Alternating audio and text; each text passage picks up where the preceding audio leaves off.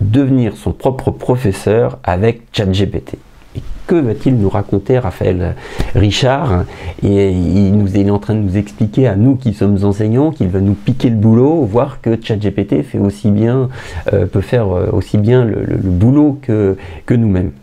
Alors non, parce qu'un humain, c'est différent d'un service en ligne, ça peut s'adapter plus facilement, ça a peut-être moins de patience qu'un robot qui peut redire 50 fois la même chose, mais ça peut ajuster le tir et ça peut embarquer, ça peut donner envie, et on sait tous qu'il y a des professeurs qui nous ont réconciliés avec une matière, ou alors qui nous ont juste intéressés à une matière dont on est devenu passionné, pas parce qu'eux-mêmes étaient passionnés, parce qu'ils nous ont donné envie.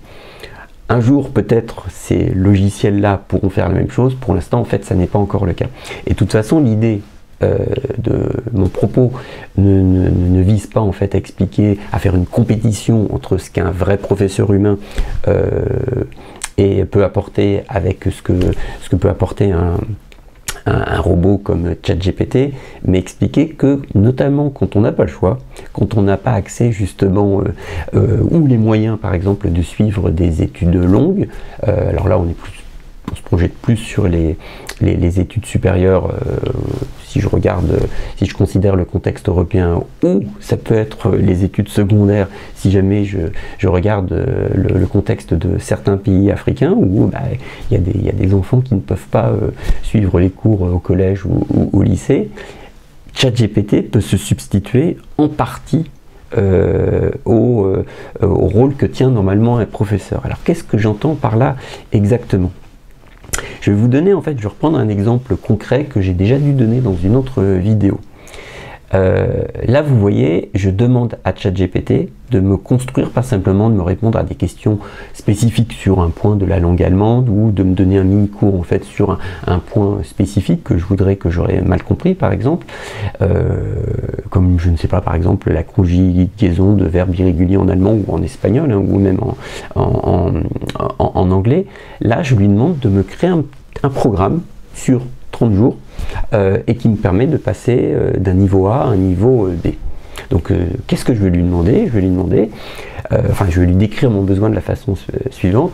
J'ai appris l'allemand à l'école et je souhaiterais que tu définisses un programme de remise à niveau sur 30 jours avec des leçons d'1 heure par jour. Si je te valide le programme, c'est toi qui joueras le rôle de professeur et tu commenceras la première leçon. Donc on va lui demander dans un premier temps de nous proposer un programme. Une fois qu'on l'a validé, allez go, dès maintenant il commence sa première leçon. Tu me présenteras le programme du premier jour et tu me donneras la première leçon comme si tu étais un professeur. Tu commenceras par m'expliquer un point qui figure au programme, tu vérifieras que j'ai compris en me posant la question directement, donc est-ce que tu as bien assimilé ce que je viens de t'expliquer, mais aussi en me faisant réaliser un test. Donc il va falloir que tu te casses la tête, ChatGPT, pour trouver une idée de test qui te permette à toi de valider que j'ai bien compris, alors que je te dis que j'ai validé, si ça se trouve que j'ai compris, alors que je te dis que, alors qu'en réalité je ne l'ai pas compris. Donc il faut que tu vérifies. Ensuite, tu me proposeras des exercices, tu m'indiqueras quand la leçon d'1 heure est terminée, en me le disant clairement, tu me diras clairement, voilà, la leçon est terminée, et tu me donneras rendez-vous le jour suivant. Chaque jour, je me reconnecterai sur ce chat et je te demanderai de commencer la leçon suivante. Tu me donneras la leçon en respectant le même processus que celui de la première journée. Tu termineras la leçon de la même manière que le premier jour et tu me donneras rendez-vous le jour suivant lors de la prochaine leçon et tu recommenceras ainsi de suite jusqu'à la dernière leçon. À la fin, tu réaliseras une évaluation de mes acquis. Donc ça, c'est le genre de requête que l'on peut adresser à ChatGPT, puis vous avez compris la logique, sachant que ChatGPT, ça n'est pas un agent intelligent qui est capable de gérer des processus ou des interactions complexes avec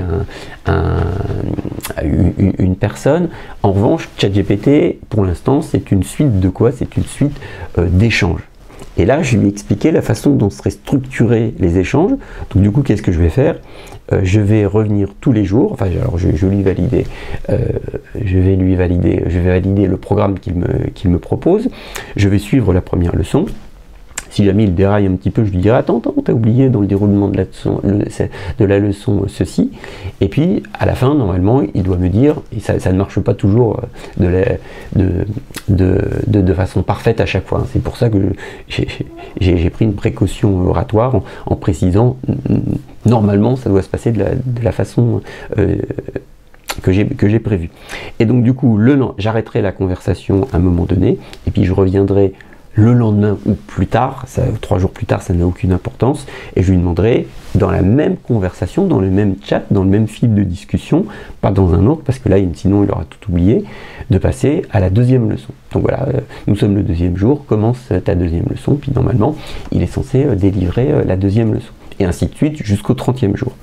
Alors, le modèle, la version de ChatGPT évolue très régulièrement, et la façon, il devient de plus en plus perfectionné, il est capable de comprendre de plus en plus de choses, et suivant la version avec laquelle vous allez travailler, la façon dont vous devrez décrire les choses sera plus ou moins précise, fonctionnera plus ou moins bien. Donc du coup, ça, le schéma que je vous ai présenté vise uniquement à vous expliquer qu'on peut lui demander plus que des petites questions ou des petits cours sur des points un peu théoriques, sur des points spécifiques, mais qu'on peut lui demander, on peut l'utiliser pour commencer à construire un parcours entier.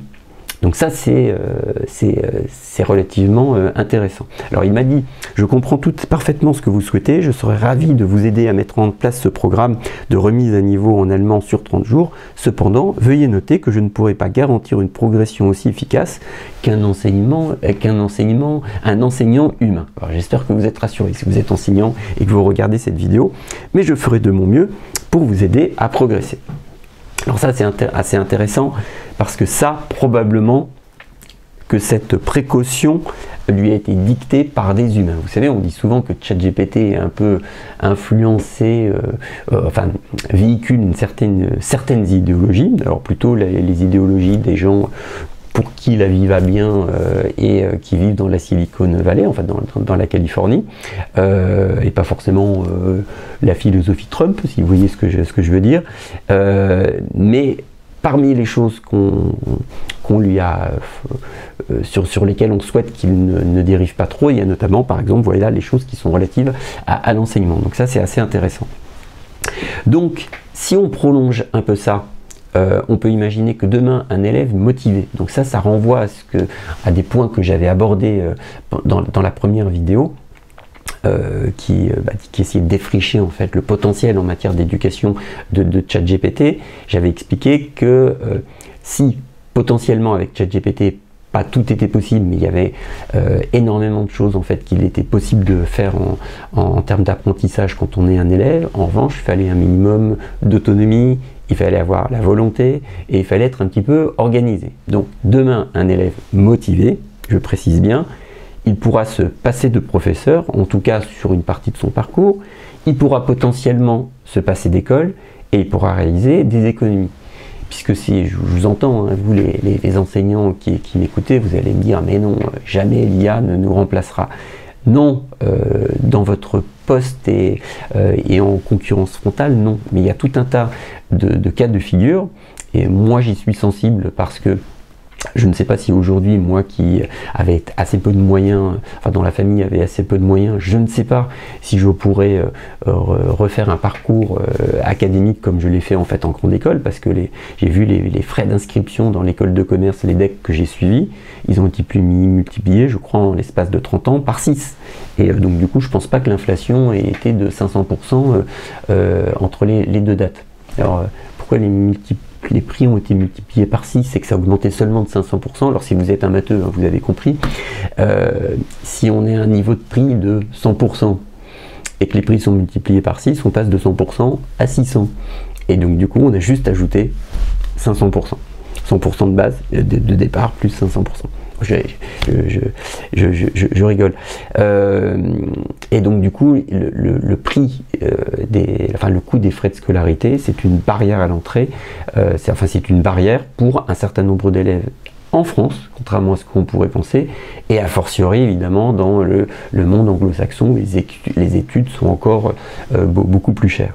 Et donc du coup, le fait qu'il existe une alternative Et une alternative, pas une équivalence aux parcours académiques classiques chers, coûteux, bah, ça peut être quelque chose en fait d'assez intéressant pour un certain nombre d'élèves, d'étudiants, quitte d'ailleurs à ce qu'ils puissent travailler et suivre en fait en parallèle un cursus entre guillemets virtuel assisté par l'intelligence artificielle en fonction du temps qui est disponible. Et ça, du coup, ça renvoie en fait encore à un autre avantage que pourraient procurer les parcours gérés par l'intelligence artificielle, c'est que il n'y aurait plus en fait d'astreinte en fait liée au temps, puisque bah, du coup le programme pourrait être suivi en fonction des disponibilités. Et la contrainte du coup de temps, qui pourrait être en partie levée, pourra aussi s'accompagner d'une levée de la contrainte géographique. Et oui, moi je suis, je ne sais pas, dans le cercle de Ségou, je ne sais plus si c'est dans le nord du Mali ou si c'est dans le centre du Mali. Comment est-ce que je fais pour suivre des cours de niveau mondial, je ne sais pas, d'art au Gobelin? Bah, ça me pose un problème physique. Idem, par exemple, je ne sais pas si je suis indien et que je tiens à recevoir un enseignement de la qualité de celui que je pourrais recevoir en fait à Berkeley, et bah pas si facile que ça, parce que moi je suis perdu au fin fond d'une banlieue de Delhi. Et bah, du coup, je n'ai pas la possibilité en fait de me rendre de traverser la moitié du monde. Et donc du coup, là, on voit bien que si effectivement ChatGPT ou ses frères peuvent constituer une alternative en fait aux parcours académiques classiques, ça peut en fait ouvrir des toutes nouvelles perspectives à des millions d'élèves de par le monde. Et je me suis laissé dire que vu on va dire l'évolution du monde en fait actuellement, on n'allait peut-être pas forcément partout dans tous les pays vers du mieux, et qu'il y aura peut-être des contraintes économiques qui seront encore plus pressantes en fait à l'avenir qu'elles ne le sont déjà aujourd'hui. Limite de cela, certaines matières sont impossibles à apprendre en ligne. Je ne sais pas, vous voulez apprendre en fait, vous voulez vous spécialiser dans le nucléaire et vous voulez en fait, je ne sais pas, à terme devenir le directeur d'une centrale nucléaire, va falloir passer par de la pratique à un moment donné.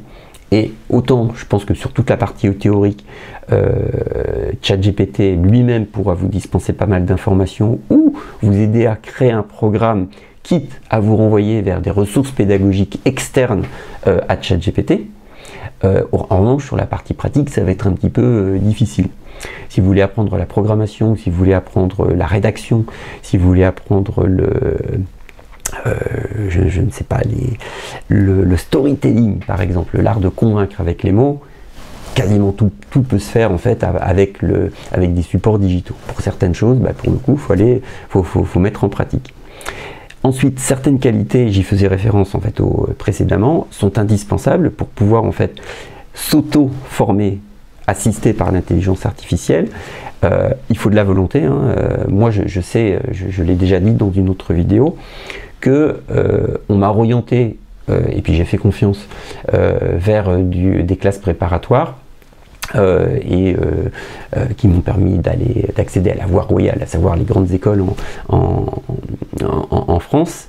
Et a posteriori, je me suis aperçu que c'était vraiment une excellente chose, parce que si j'avais dû étudier à l'université où on doit faire preuve de beaucoup plus d'autonomie, j'aurais peut-être manqué un petit peu de volonté, si vous voyez ce que je veux dire. Alors que le système des classes préparatoires, pour aussi douloureux qu'il ait pu être pour moi, était beaucoup plus, me fournissait un encadrement dont j'avais besoin.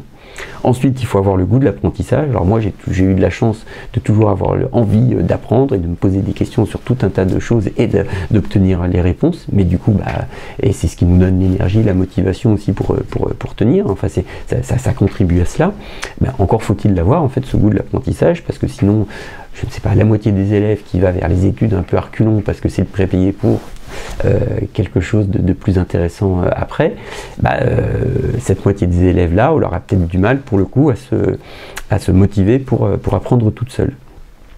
Ensuite, donc du coup, il faut de l'autonomie, il faut être capable de gérer les choses soi-même, de gérer son programme soi-même. Et puis à la fin, il faut quand même un minimum d'esprit de synthèse, parce que parfois, on n'a pas toujours la capacité à prendre du recul par rapport à ce que l'on apprend, à ce que l'on nous enseigne. Je ne parle même pas du regard critique qu'on peut porter sur les choses, mais sur la qualité, la cohérence globale, par exemple, du programme que nous proposerait l'intelligence artificielle. Et puis après, ce que l'on peut aussi préciser par rapport à la perspective que j'ai essayé de vous ouvrir ici, c'est que si ChatGPT, vous le voyez essentiellement comme un chatbot textuel aujourd'hui, vous voyez un petit peu les choses par le petit bout de la lorgnette, puisque d'ores et déjà, on peut lui envoyer des images à analyser, donc plus uniquement du texte. Donc ça peut être un exercice que vous avez écrit, un exercice de mathématiques que vous avez noté sur un bout de papier, hop, vous le prenez en photo avec votre téléphone, vous lui envoyez et vous lui demandez de résoudre l'exercice. Si ça n'est pas trop mal écrit, s'il ne manque pas trop de bouts dans l'énoncé de l'exercice, si le schéma n'est pas trop bizarre, normalement il peut vous aider. Il peut vous aider en fait à décrire ce qu'il y a, il peut décrire ce qu'il y a sur une photo et il peut même faire de l'analyse artistique sur une œuvre donnée. On peut lui demander aussi de créer des images, on peut lui demander de créer des images photoréalistes. Donc en gros, on a l'impression que ce sont de véritables êtres humains qui sont sur ou de véritables paysages que l'on voit. On peut lui demander de créer des schémas, des illustrations, et on va pouvoir aussi lui demander de modifier des images. Et demain, je suis presque sûr qu'il va nous fournir une partie de ses réponses avec de la vidéo, voire peut-être qu'il sera capable de générer des vidéos. Voilà ce qui conclut on va dire, cette ouverture de perspective sur ce que pourrait être l'apprentissage demain. En tout cas, dans un certain nombre de cas, et pour certains profils d'étudiants. Et j'espère que ça vous a amené un petit peu à cogiter, si vous êtes soit un enseignant, soit un professionnel de l'éducation. Tout ça, ça arrive un peu, ça se met petit à petit en place. Alors, fut un temps, c'était très théorique. Donc ça fait bien une vingtaine d'années qu'on imagine que l'IA pourrait peut-être révolutionner le monde de l'enseignement. Et c'était théorique, c'était abstrait, c'est une projection dans le monde d'après. Aujourd'hui, avec la percée qui a permis de réaliser ChatGPT et les Large Language Models, les LLM, donc c'est la technologie qui est au cœur de ChatGPT, c'est en train de se mettre en place enfin. Est-ce que ça ira jusqu'au bout de ce que j'imagine? Moi, sincèrement, je n'en sais rien, mais je vois bien en fait qu'on s'en rapproche quand même relativement rapidement. Donc, voilà des perspectives, j'espère que ça va vous faire cogiter, et rendez-vous dans une prochaine vidéo.